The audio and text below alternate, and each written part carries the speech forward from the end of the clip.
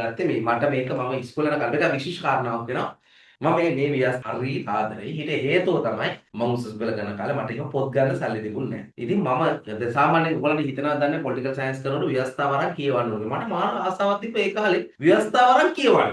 මම මාන ආසයි ව්‍යවස්ථාව කියවන්න. මට මතකයි මම ඉස්කෝලේ යන කාලේ 10 පන්ති 11 පන්ති විතර පුස්තකාලේ තිබ්බ දණ්ඩ නීති සංග්‍රහය. මම ඒක තරම් හිමීට කියවන මට තේරෙන්නේ නැහැ ඉතින්. හරි ආසයි. ඒතර මේ උසස් පෙළ කරන කාලේ දැන් මට ව්‍යවස්ථාව කරන ඇත්තටම සල්ලි නැහැ. ඉතින් මට ඇත්තටම මේ මගේ ඉස්කෝලේ මගේ නාලන්දේ මම හරි ආදරේ ඉස්කෝලයක්. ඉස්කෝලේ මට ඉගෙන ගන්න සල්ලි දෙන්නේ ඉස්කෝලේ. ටීචර්ස්ලා උදව් කරන්නේ. වෙන එකක් තියා මට කැම්පින් පොව බැලුවේ ඉස්කෝලේ. මට මේ පොත ගන්න මට මතකයි 100ක 200ක පොඩි ගාන. පොඩි ගාන නැහැ ඒ කාලේ ලොකු ගාන. මේක දීලා කිව්වා පුතා වාගේ ව්‍යවස්ථාවක් ගන්න කියලා. මේ ඒ ගත්ත ව්‍යවස්ථාව මේක මොනවද 2004 ගත්ත. ඒ කාලේ මේ 14 සංශෝධනය වෙනම දෙන්නේ මේ තාම දීලා මිනිස්සුන්ට දැන්